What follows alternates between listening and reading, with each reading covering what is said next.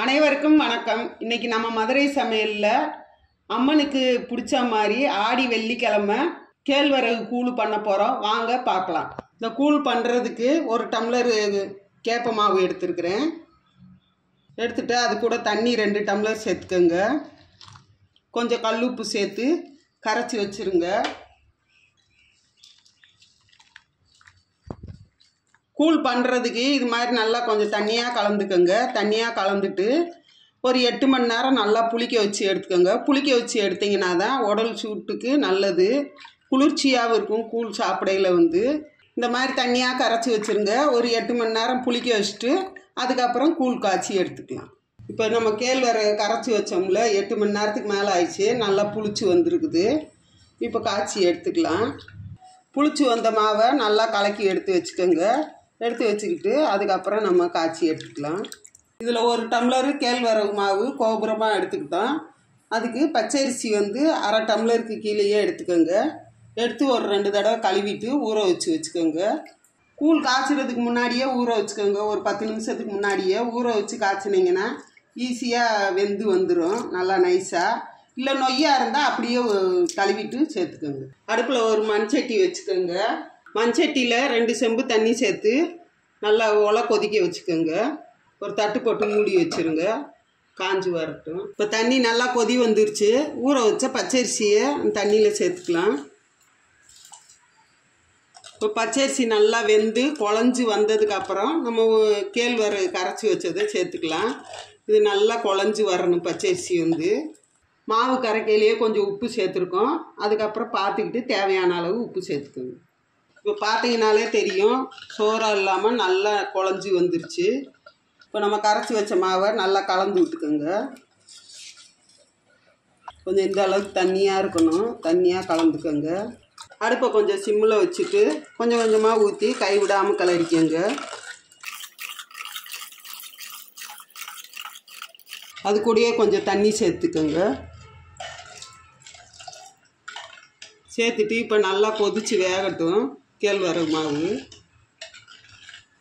வெந்து கெட்டியான பிறகு தான் அடுப்பை ஆஃப் பண்ணணும். நல்லா வேகட்டும். ஒரு களிக்கின்ற துடுப்பை வச்சு நல்லா கலந்து விடுங்க.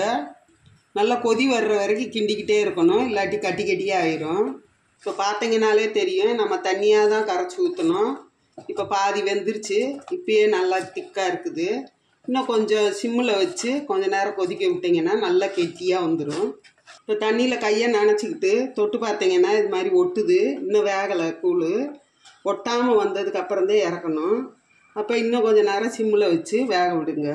இப்போ நல்லா வெந்துருச்சு, கெட்டியாகிடுச்சு. தண்ணியை தொட்டு பார்த்தீங்கன்னா இப்போ ஒட்டலை. கூழ் நல்லா வெந்துருச்சு. இறக்கி வச்சுக்கலாம்.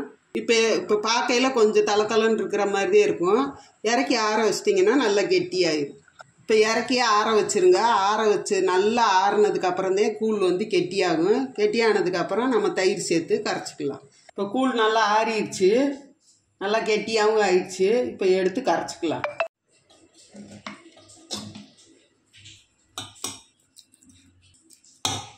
டம்ளர் தண்ணி சேர்த்து கரைச்சிக்கோங்க. நல்லா இந்த அளவுக்கு கட்டி இல்லாமல் கரைச்சிக்கிட்டு அது கூட ஒரு அரை கப்பு தயிர் சேர்த்துக்கோங்க. ஒரு 1/2 ஸ்பூன் உப்பு சேர்த்துக்கோங்க. சேர்த்துட்டு எல்லாத்தையும் நல்லா கலந்து விட்டுருங்க. நான் கொஞ்சம் திக்காக கரைச்சி வச்சுருக்கேன். உங்களுக்கு தண்ணியாக வேணும்னா இன்னும் கொஞ்சம் தண்ணி சேர்த்து கரைச்சிக்கோங்க. அது கூடயே சின்ன வெங்காயத்தை சேர்த்துக்கோங்க. சின்ன வெங்காயம் நல்லா ஒரு கைப்பிடி அளவு சேர்த்து கரைச்சிக்கோங்க.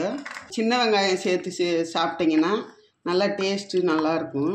அடுத்து ஒரு கடாயில் கொஞ்சம் எண்ணெய் சேர்த்துக்கோங்க. கொஞ்சம் கொத்தவரங்காய் வத்தல் வச்சு எடுத்துக்கலாம். அடுத்து கொஞ்சம் மோர் மிளகா வறுத்து எடுத்துக்கலாம். இப்போ நல்லா வறுவட்டுருச்சு, எடுத்துக்கலாம் தட்டில். அடுத்தது கொஞ்சம் கஞ்சி வத்தல் வறுத்து எடுத்துக்கலாம். இப்போ வறுவட்டுருச்சு, தட்டில் எடுத்துக்கலாம். அவ்வளோதான்.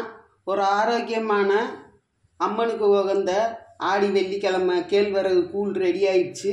நீங்களும் உங்கள் வீட்டில் ட்ரை பண்ணி பாருங்கள். இந்த வீடியோ உங்களுக்கு பிடிச்சிருந்ததுன்னா லைக் பண்ணுங்கள், கமெண்ட் பண்ணுங்கள், ஷேர் பண்ணுங்கள். ஒரு அருமையான ரெசிபியோட அடுத்த வீடியோவில் சந்திப்போம். நன்றி.